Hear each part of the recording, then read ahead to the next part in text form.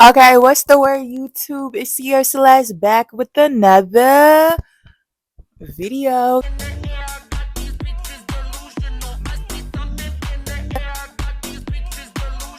Yes, and we're back with another video. Okay, boom.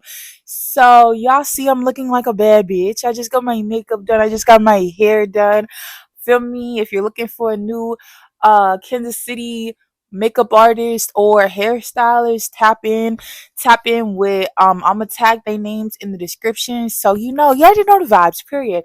But before we get into this video, y'all know what to do. Follow me on Instagram, Ciara Celeste. Follow me on Twitter, Ciara Celeste. Tube, if you already know the vibes. Period. Period. All right, so boom. So this is a video about how I was able to find an apartment with no credit and barely no money in New York City. Yeah, let's get into it because I don't even know how that happened. But if you watch my other video I just recently did about how I moved to New York on faith, you will understand that I was able to just like move to New York on faith because everything just aligned. Like I tell y'all, when something is for you, when something is destined, and you know when it's destined. Look at my Care Bear. My Care Bear looks so sad. When something is for you and something is destined, everything will align. It may be a few bumps in the road, but everything will align. All right, so boom, let's get into it. So how I found the apartment. So I okay, so my plan, I needed to move to New York because I wanted to go to school out there. I wanted to get my master's. So I'm like, okay, trying to find campus, trying to find housing on campus. I realized that shit is expensive. It's beyond expensive. That shit is like 30K a semester. Who got 30K? Y'all have 30K? I don't have 30K. I barely have 1K. So yeah, my family, they from New Jersey or whatever. So they looking at me like, you want to live in New York? Why you want to live in New York? Are y'all offering a place to stay? No. So yeah, keep it on mute. So then I started looking into just like apartments. I was just looking all over. I couldn't even tell you a specific website. I just typed apartments in New York City, right? So when I saw the prices of the apartments, I'm like, whew, yeah, I don't know how this is gonna work, but we're gonna make it work somehow. We're gonna make it work somehow. Bitch like me at that time, I was only 22 years old. I didn't know nothing about no credit. My mom had me with a Kohl's credit card when I was like 18. I had a fucking Victoria's Secret credit card. I had a Forever 21 credit card. My credit was below where it needed to be. Didn't nobody tell me, yeah, these credit cards are cute because you want to get the newest bag, the newest sweater, but they go towards your credit score. Like, I don't even know why people don't really tell you the importance. Like, yeah, you want to be cute and have a pink card, but if you don't pay that pink card off, your score goes down. So boom, I already knew that was gonna be an obstacle because I didn't have the score. And then moving to New York, I was gonna find a job when I was out there, so I didn't have the job or whatever. So that's what they look for. They look for the credit score. They want you to have payment history from a job, and they want you to make a certain top amount of money. Boom, I didn't have none of that, right? So the odds already not in my favor. So I just started typing in like grad school housing because that's what I was doing. I was going to grad school. So I typed in because I realized I couldn't afford to live on campus at the new school. So I started just typing in grad school housing, New York City, housing, New York City, free housing, New York City. Like I just started typing a whole bunch of stuff. I was on my Zoom, y'all. I was grinding. I was going to figure out something because one thing about me, I'm good for finding some type of program that helps, people in need. So, and I will take a handout. My hand is out. If you want to give me free housing, I will take free housing. I'm not bougie. I don't have pride. I don't have a big ego. If you're going to offer me free housing, I will take it.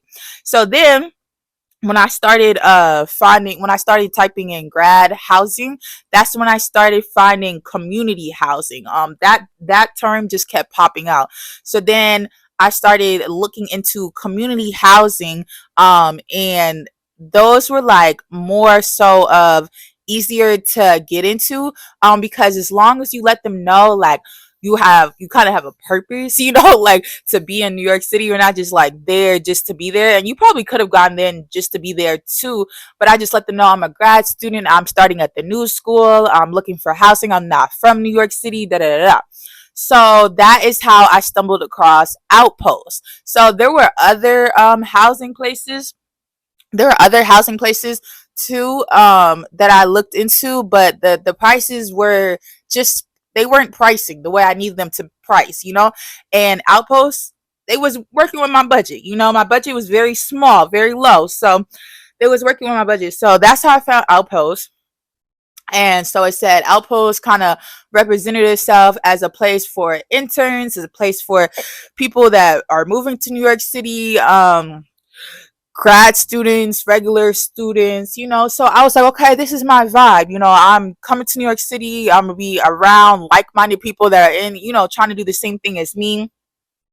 So that's how I kind of started going with them. So they made me fill out application form. So at that time, this is like 2019. So at 2019, they did not do any credit checks. I don't know what they do now. I'm pretty sure they do them now because as if somebody told me. But at that time, no credit checks. I was just in there. Like I let them know my purpose. I'm here for grad school. Uh, Looked at the pricing, the housing, and paid my money, paid that deposit. So it seemed cool, you know, but you know, ain't nothing always is as it seems. So I barely have enough money to even pay the deposit and pay that first month rent, but I paid it though. I paid it. So I think I had to pay, so for every month I was paying $930. But then, you know, there's always like a couple fees when you first moved in. So I was paying, I paid like 2K to move in. And so let me tell y'all, if y'all not from New York, y'all gonna be like, this is a scam, right? But this is how it is in New York. So I paid 2K to live in a double bedroom. So it was two beds in a room. And so in my room, I was sharing a room with another girl. So I stayed there for my whole school year, basically like 8, 9 months. But the other people that were living there, they were living there more so on a short term lease. So they were coming, they were like rotating. Like every month it was a new person. They just needed a quick place to stay. Some people were just like kind of book packing, if you ever heard backpacking, if you ever heard that, like just go from state to state, country to country. You know, a lot of international students, like they just needed a place to lay their head and, you know, move about their day. Cool. I didn't have no problem with that. Some of the roommates was cool, some of the roommates is you know, but when I first moved to Outpost, I had hella roommates. I'm not gonna lie to you, I had hella roommates. I had probably about 10-ish, 10, 11, 12-ish roommates. And because the only reason I had so many in my first unit is because there was an upstairs and a downstairs. I never seen this before. I never seen this. In one unit, there was an upstairs and a downstairs. So it was like a little it reminded me of like the real world. It reminded me of like Bad Girls Club. Like it was just like we all came from different places. We like random places, you know, and we're all just like here. Um, and I remember that as soon as I walked in, you know, I'm eager. I'm eager, right? I just moved all the way from Kansas City, Missouri to Brooklyn, New York by myself. I'm so happy. I just want to make a friend, you know? So I first walk in, I see this white man. He looked like about 25, 26. At the time I was 22. So I'm just like, hi, my name's Ciara. And he just kind of look at me like, and that's when I got the New York treatment. The New York treatment. Mind you, he's not even from New York, but he was still giving me New York treatment. So he's just like, hello. And then I was like, I just moved looking looking back, I sounded so like SpongeBob. I'm ready. I'm ready. Like I just moved here from so and so whatever. And no, I said I just moved here. I don't think I said from where. And he's like, "Oh, I'm not from here." And so I was just like, "Okay." And then he's like, "I'm from Kansas." This nigga's from Kansas. I'm like, "Oh, I'm from Kansas City." Like he's like, "Oh, for real?" And then that's when he started, you know, being cool with me. Boom, he's cool. He was actually in school for to be a doctor. And yeah, he was, I barely saw him because he was always at school doing clinicals, like, but he was gonna be one of them doctors that made money. So I was like, yeah, he on the right path. Then I had another roommate. He was a black guy too. He's hella cool, like hella cool. He talked a lot, but he was hella cool. I had another black roommate. It was a guy, and he was so annoying. He was definitely a scammer, definitely try to finesse you. You know, he had 1,001 business ideas with no money to back it up. He swear he had like 3 master's degrees, but I don't know. It was giving cap. Then there was another girl. She was my roommate. She was like black and Hawaiian or some like Samoan or some shit like that. She was hella funny though. She was cool vibes. She was just like, she gave very much New York too, but you could tell she moved to New York and adapted that personality. But yeah, she was cool. And then I had like throughout the whole first 8 months of living there, I had a lot of range of different roommates. I had one roommate who literally, okay, so he was Indian, right? So I'm gonna set the scenery for y'all. He was Indian. He popped up one day, and his name, we're gonna call, cause I don't want to say his real name, we're gonna call him Square, because he was pretty square. Like, you could tell that the man ain't never been to a club in his life. But so yeah, we're gonna call him Square. He popped up one day. He was very different. I'm not gonna say like strange, because I don't feel like anybody is really strange. Just very different. Like, you could tell like a lot of these people that I lived with ain't never struggled a day in their life. They were definitely silver spoon babies. So when they move out by themselves, they just don't have no decorum. Like, there was a lot of times people would leave food out all night. Y'all can't eat that the next day. I don't know about y'all, but my mama told me if you leave food out all night, the next day you got to throw it away. You can't eat that. And then like they don't, wash dishes after they sell. They don't clean up after they sell. Like, But anyway, Square was mad cool though. I would always talk to Square, and he ended up coming out to me, basically telling me that he was gay, and that's the reason why he moved to New York, because where he's from, small town, and his parents, he knew that they wouldn't accept it. So he was like, what was he, in his 30s maybe? And one day he just said, fuck it. Like, I want to live my life. I want to just be free. And I met a lot of people like that in New York. Like, New York is like a place you go to where you want to escape sometimes and just have a different taste of life. You want to live life on the edge? Go to New York. So he's like, fuck it, I want to live my life. I want to just, be who I am as a person, because he couldn't be his fully authentic gay self in his conservative small town, which is very understandable because I come from a small town too. And I mean, there's a lot of gay people here, but still, they still don't, they still don't be accepting that for real. So basically, he didn't tell his parents that he was moving. Mind you, this is a grown man though, but he was still living with his family. He didn't tell his parents that he was moving. He just upped and left, like literally upped and left and blocked all of them. And I was like, okay, okay, I'm here for it. I'm here for it. So he upped and left. He lived in Detroit. Upped and left, blocked all his family, and just said deuces, and was like, his plan, I'm gonna never see y'all again. I'm gonna just, move on. But one thing about families, they don't play that. I know my mama, she would have figured out where I was too.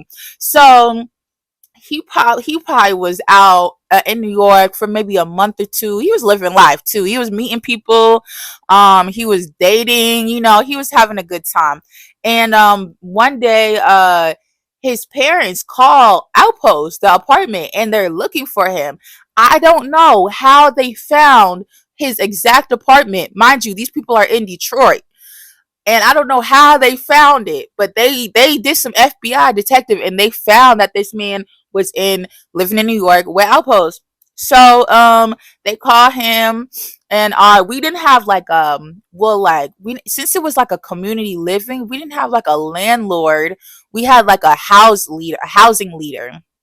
And one of our housing leaders was fine. I definitely linked with that man one time. He was light skinned, beautiful man. I love me a good yellow man. So of course I had a good time with him. But yeah, anyway, so the housing leader contacted Square and let him know, like, oh, your family is looking for him. So Square was just ignoring it. Like, his family kept trying to reach out. I guess he actually did have family in New York, and I don't know. I guess maybe that part slipped his mind. I'm not sure.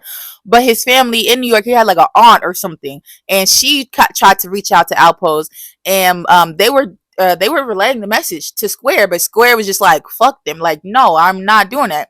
So after like maybe a few weeks of him just ignoring it, One day I'm sleep, right? I'm sleep. It's 9 a.m. I worked like a 16-hour shift the day before. I'm tired. I'm tired. All I hear is boom, boom, boom at the door. And mind you, it's like 10, 15 people in the house, but nobody's answering the door. So I just keep repeatedly hearing boom, boom, boom, boom, boom, like at the door. Like somebody is, like you would have thought the police was looking for a murder at the door. So I'm just like, I get up and nobody's in the kitchen, nobody's out in the living room. So like with that house, everybody was in and out, in and out. So I guess I was the only person there that day. So I go to the door and I see like a group of Indian men there, and they look very angry. And so they're like, "Where's Square?" And I'm like, I'm not sure, like because first of all, it's 9 a.m. Hello, good morning. And do I know you? Like I don't even know who y'all are. So then he's like, we're looking for Square. We know Square is here. Can you please let him know that we are here?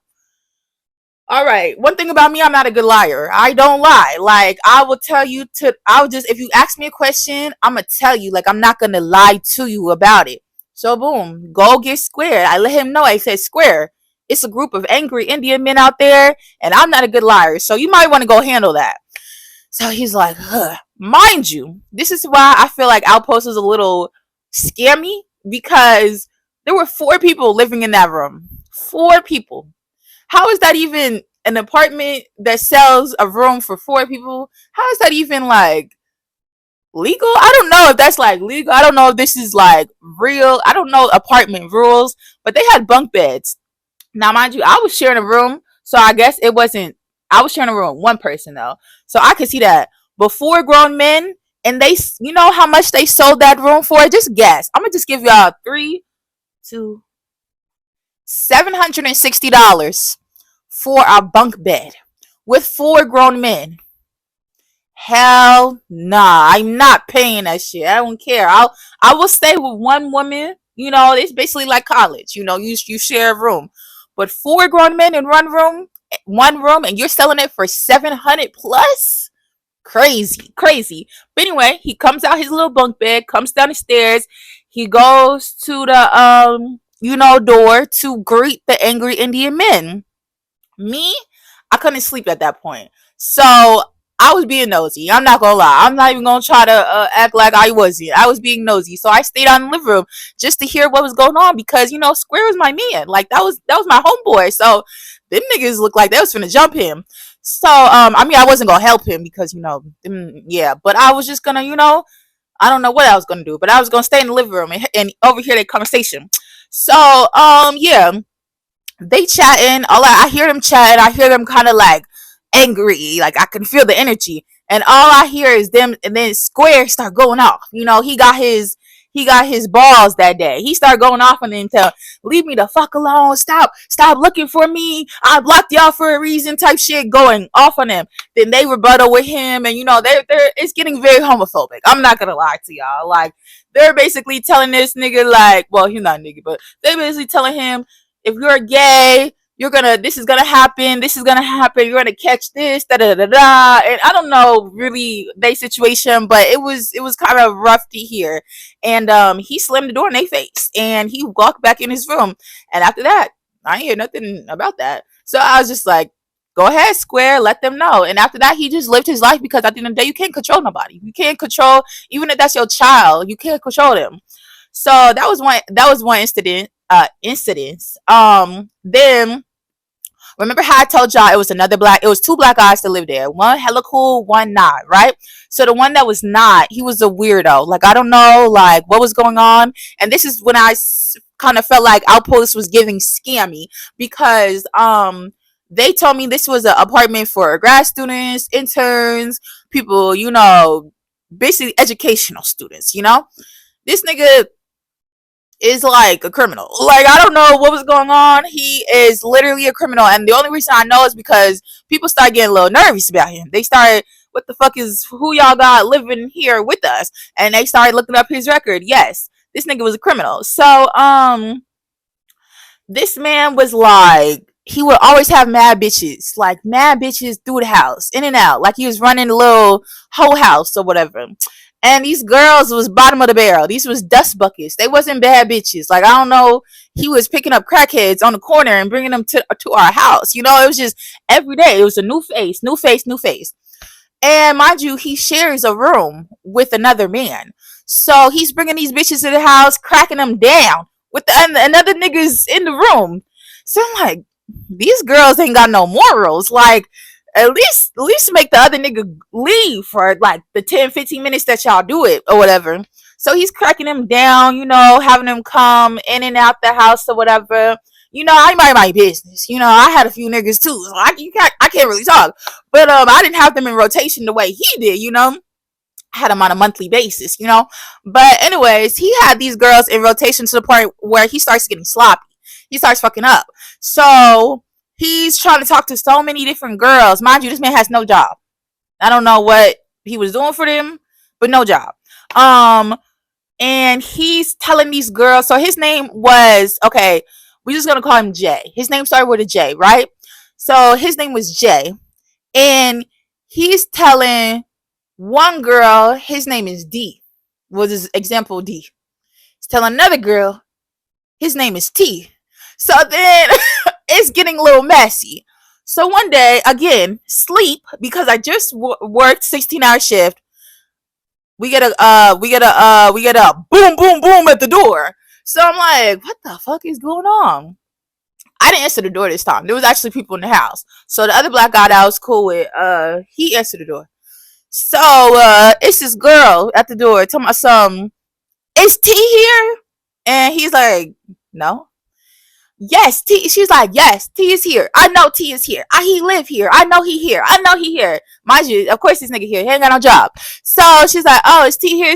Is T here? So mind you, we know him by the name of Jay. So when she's saying, is T here? We're confused because who the fuck is T?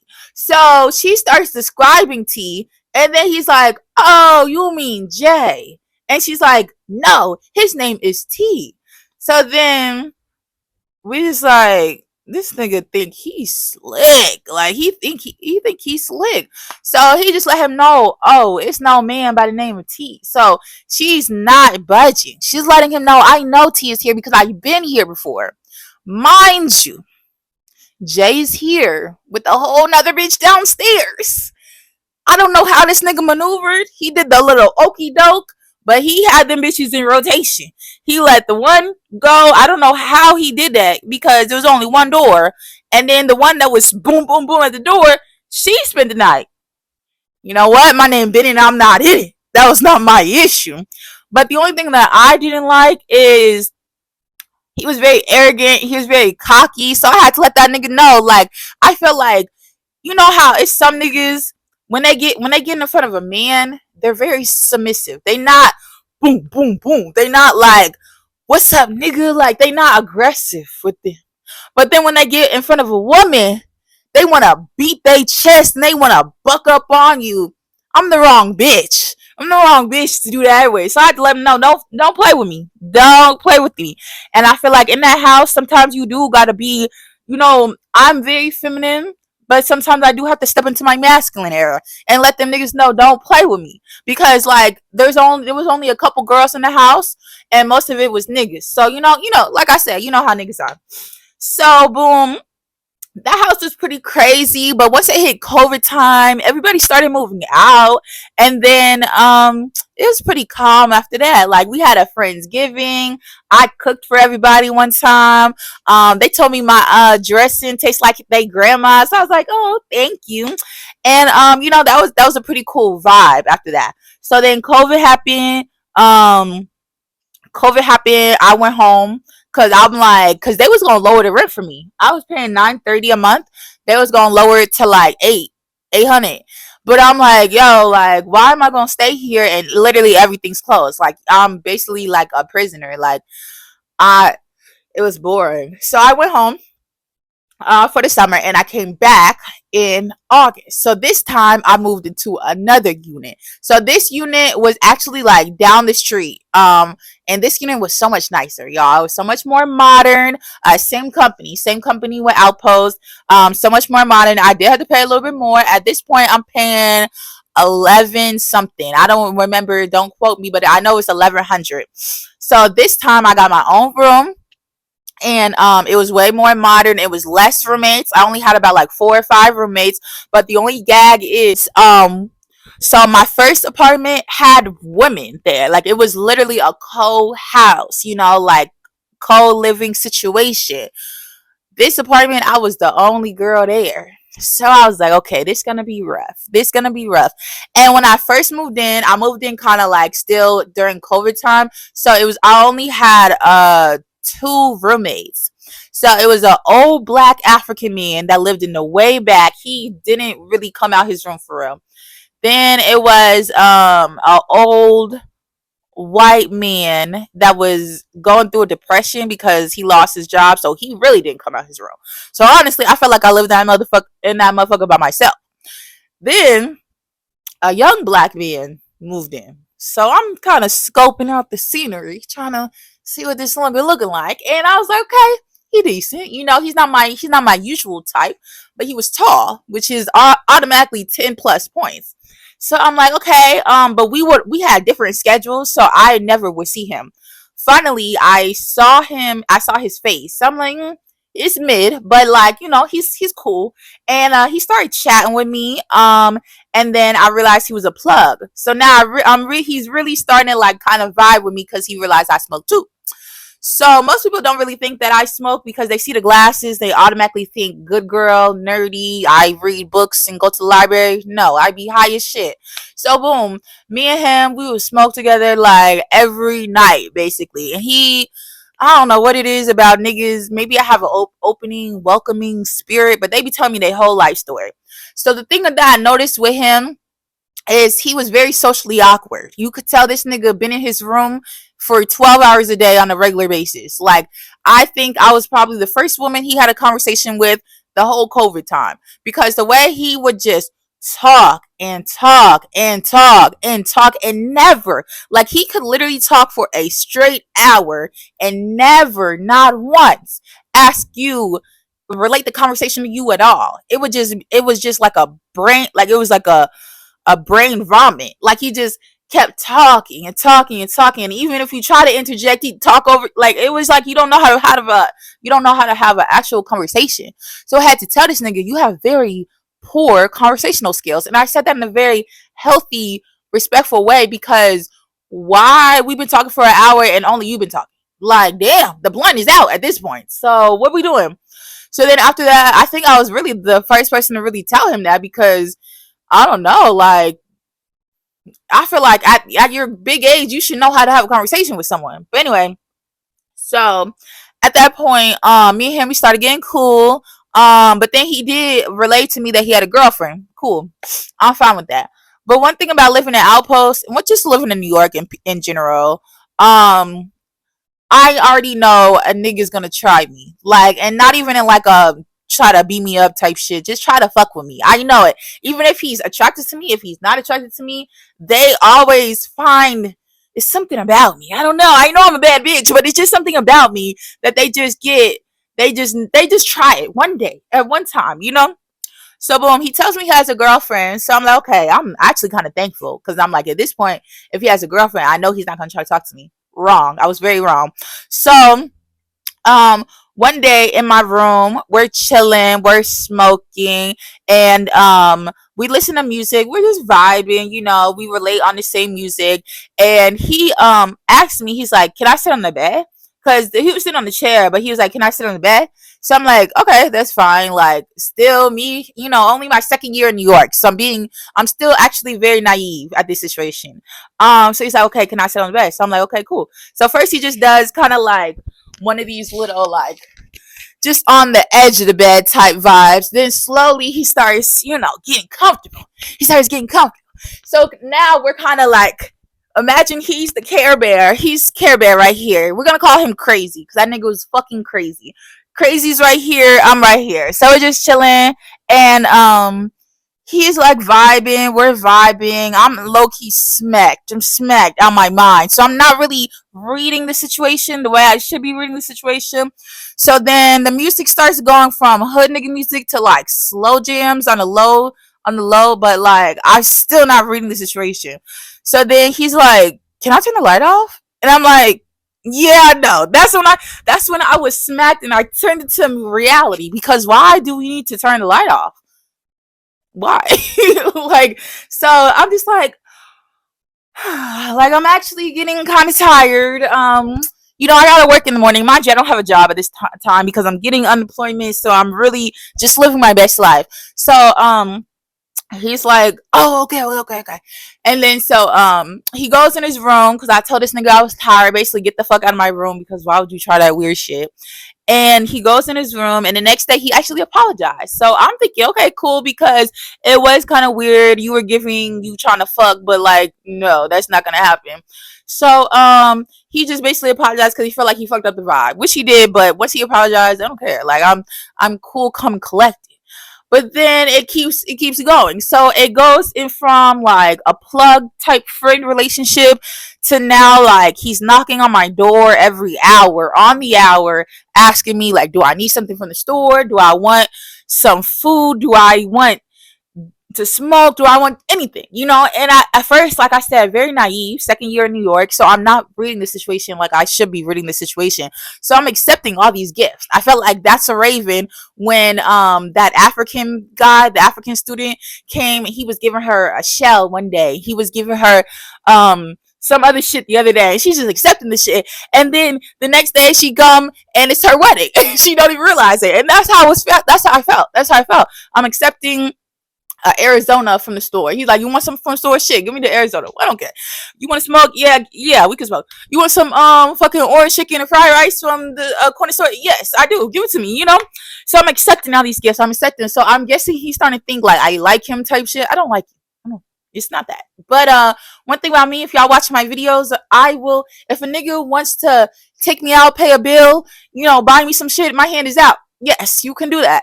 So I'm accepting, and then he starts, start getting a little weird. Like, he started going from you know, he started calling me best friend. I don't care. I wasn't really tripping. Then this nigga started saying he loves me. Okay.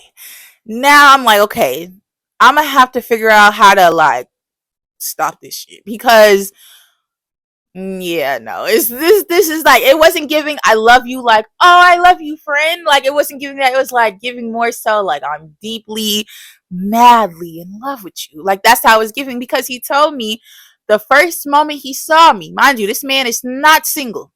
The first moment he saw me, he told me that he knew he was gonna fall in love with me. Yeah, no.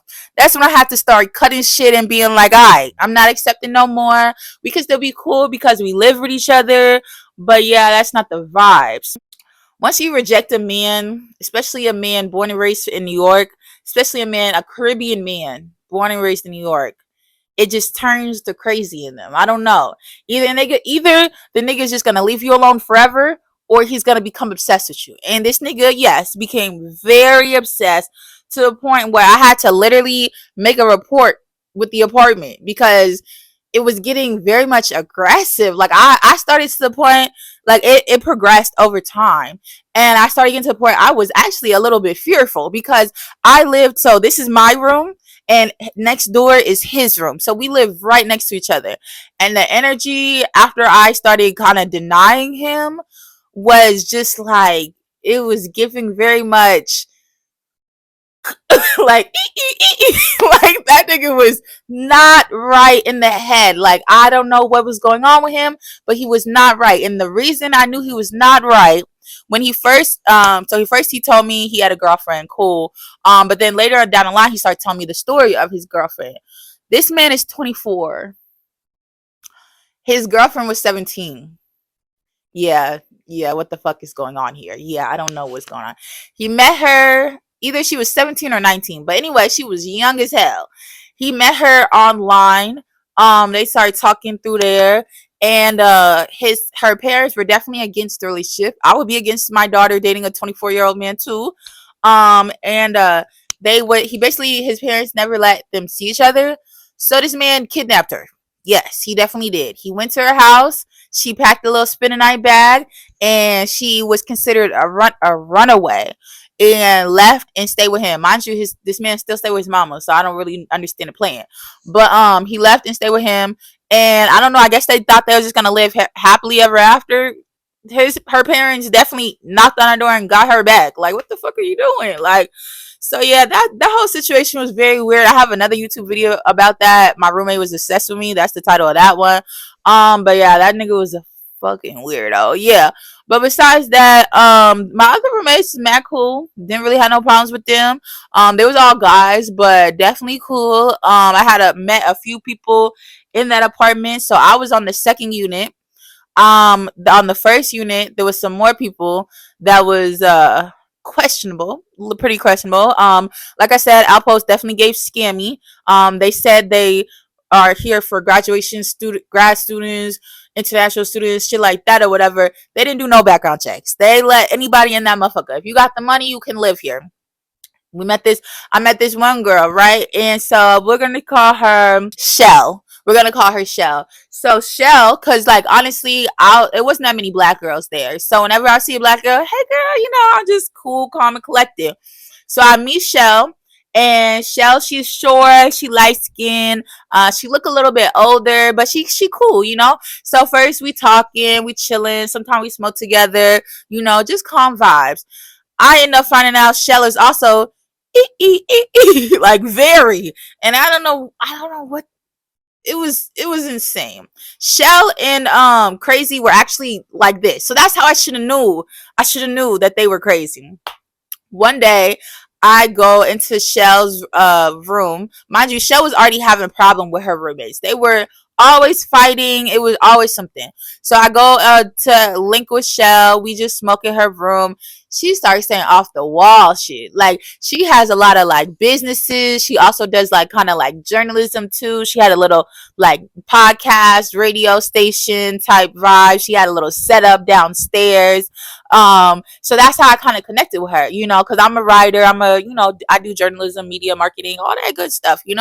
So I start connecting with her, and we get into the room. We start smoking. I'm not gonna lie. Some people say off the wall shit when we smoke.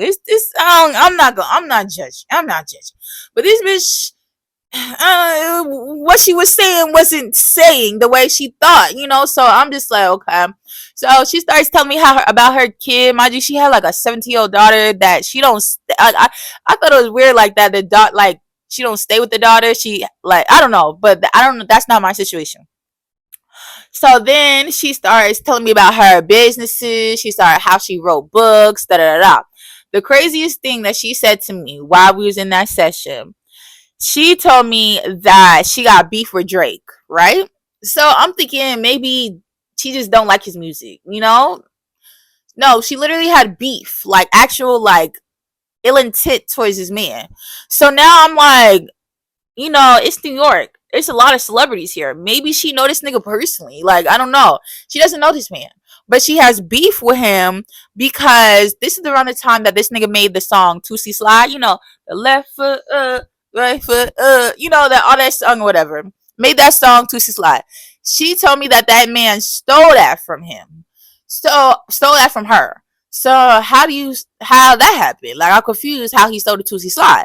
So she told she told me that she basically made that herself, and she got the song or the title Tootsie Slide trademark, and she literally did show me the trademark paperwork. So she felt like he saw this is crazy explaining. He saw like that she had that, and he took it from her. This man doesn't even know you. You've never even met Drake a day in your life. So what do you mean then I was just looking at this bitch like, all right, it's time to put the blunt out. Like, it's time to go home, because what the fuck are you talking about? He stole the Tootsie Slide. You probably like. I really feel like she trademarked that after this song though. I don't feel like he actually did that. So I'm like, okay, this girl a little crazy, but hey, she was still calling me, still texting me, we were still communicating. Why one day on Twitter, and I see her in the news. So I'm looking, and this girl tried to set a Jewish school on fire. So I'm so confused because what the fuck are you doing? She was a very much for the people protesting type of girly. She would literally just be protesting by herself up and down the streets. So it got to the point you're not protesting, you're just crazy yelling random things. So I don't really know her reasoning for trying to set the school on fire, but if you know New York, they don't play about them Jews. Them Brooklyn, New York don't play about the Jews. The Jews are they have their own society. They don't even talk to other people outside of the Jews. They don't even talk to you. So she literally they have her on camera going to the store, getting those little red buckets of gas, pouring the gas around the school and finna light that motherfucker up. They got her so fast, right? They got her locked up, right? Mind you, this is not the first time she went to jail. She told me one time when she was younger, she would go to Target, wear a red shirt and tan pants, and act like she worked there and start boosting. I was like, this bitch is G for real. She started taking shit and run just to go. And she was actually getting money. She was getting paid. But then, they call her because like, why are you a Target worker taking stuff outside of Target? Like, I don't know. So anyway, she tried to light the school on fire. She went to jail. And so I thought I was never going to see her again. Literally thought that was going to be the last time I would ever see her because lighting the school on fire is pretty like a big thing. So while I'm walking down the street, probably like a couple weeks later, and I see her, y'all. See her. She has like a long robe on. It's cold outside. She's just minding her business. I said, Shell? And she's like, hey girl. And I'm like, aren't you supposed to be in jail? Like, I'm very confused at this point. And she's like, I can't really talk about my case right now. But then like she just started like kind of protesting again. I'm like, all right, girl, I'll see you. I'll see you later. So yeah, she was a little cuckoo in the head, but I still fuck with Shell. I'm not gonna hold you. Shell was cool. But besides that, there was another boy there. He's from Atlanta. He was mad cool though, but he was a type he thought he was like a little celebrity though, because he played basketball for it was Brooklyn College. He played basketball, so he thought he was a little celebrity. So I feel like when he got around a bad bitch like me, he just thought I was gonna give up the coochie to him. Mind you, this man is shorter than me. Not my type, but he's a cool person. So we chat. He's black, so like it wasn't that many black people in the apartment. So I'm chatting with him, and he was very entitled. He thought I was just gonna give the coochie up to him. I never even wanted to even offer you a piece of the coochie. So I'm really confused why you even thought that. So he wanted to play he was younger than me too. I was like 23, he was like 21, and he wanted to play Would You Rather and like Truth or Dare. And I'm like, okay, I guess, because we were just like drinking and smoking hookah. I would always host little, friend nights. So we just drinking, smoking hookah, and one of the cards was like, um, it was like kiss the person to the left of you or take a shot. And I think we were like out of alcohol. So he was like, okay, no, I was like, just pass on that one, because why did you think we was gonna kiss? So he's like, okay, I passed on that one, but I really don't think he passed it. I feel like he just stayed on the same card because the next card literally said the same thing. So I'm like, at this time when I was living in New York, I was kind of in my YOLO area, kind of just like fuck it, and I'm like, I know this is not like I don't like him, so it's just like it's just a game. I didn't really care, so I let him kiss me, and then he was trying to push me back on the bed. Nigga, what the fuck is he doing? This is a game. So then the next card is like Truth or Dare. He picks Truth. Well, yeah, and he's asking me, do I think I'm a good kisser? Now these cards is really weird because why is that the next question? So I'm like, shit, I guess so. Like, I don't know if I'm a good kisser, but I guess I am. He's like, no, you're not a good kisser. And I'm like, I wasn't kissing you for real, right? Like, he really thought I was like just gonna jump on him. Like, no. So he tried to kiss me again. And did I kiss him again? I probably did. I don't know. I really don't know. But yeah, here's a little entitled little motherfucker. Like, he loved Lil Baby. That was his favorite. And I feel like he tried to act like that nigga. I don't know. But anyway, So yeah, that second apartment wasn't that bad. Like I stayed there for like a little bit over a year, and the only thing that was bad with that one was the crazy obsessed roommate. But once he moved out, I was chilling. That apartment was cool. Now the thing with Outpost, they was trying to fuck me over. I said no. I was paying 11 something. Then when I had to sign, because I was like on a 6 month lease at first, I had to sign my new lease. Why they try to raise the motherfucking rent to like 14.75? Hell, fucking no.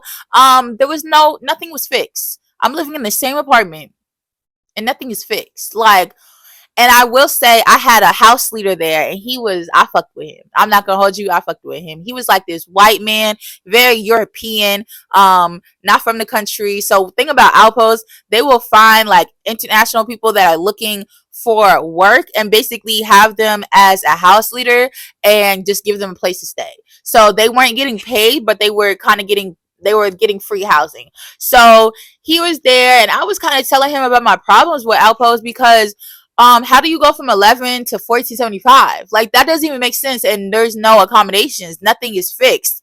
So he was actually vouching for me because I kept telling them motherfuckers, I'm not paying that. I'm not paying that. And they wasn't trying to let me sign my new lease to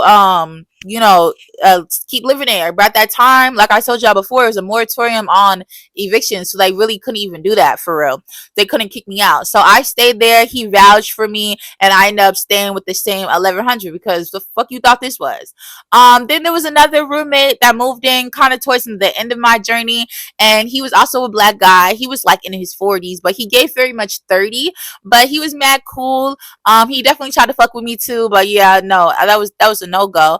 And they did some scammy shit with him too because he found Outpost through Airbnb, and he he was living there through Airbnb, which is actually, you're not supposed to do that. You can't rent out an apartment through Airbnb. But anyway, he was like going through Airbnb, paying Airbnb, but then also Outpost was trying to get him to pay them too. So then he's like confused what's going on, and then he tries to so he just ends up paying Outpost, and then the people on Airbnb got mad and started arguing with him like, oh, you're trying to get over on us, you're trying to scam us, da da da. And he's like, no, I live with Outpost, so I'm paying Outpost. Like, this is some weird scammy shit y'all got going on. I don't know what the fuck this going on. But anyway, so then I don't know. It was just a whole like miscommunication. And I told that nigga don't leave because they was trying to get him to leave.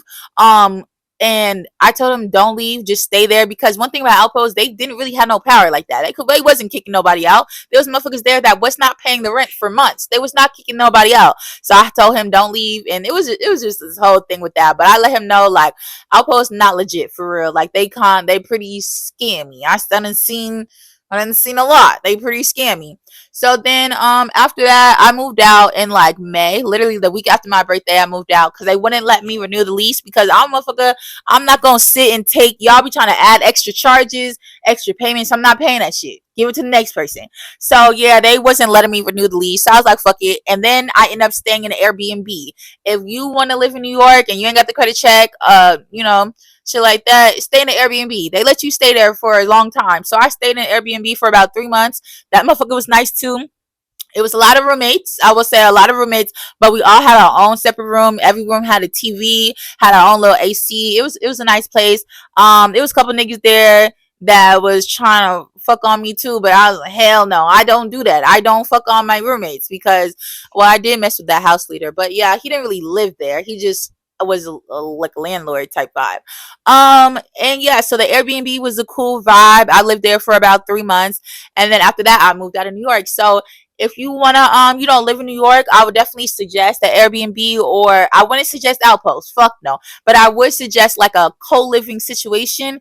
It's definitely a calm vibe until you get like a real like legit apartment. But even then, that apartment, all the apartments I stayed in, nice, luxury apartments, nice, and I didn't have to do no credit checks. So yeah, that's really the end of this video. If you like this video, like, comment, and subscribe. Follow me on Instagram, Ciara Why am I feel like I'm saying this weird? Follow me on Twitter, CiaraCeleste, too, baby. You already know the vibes. Period.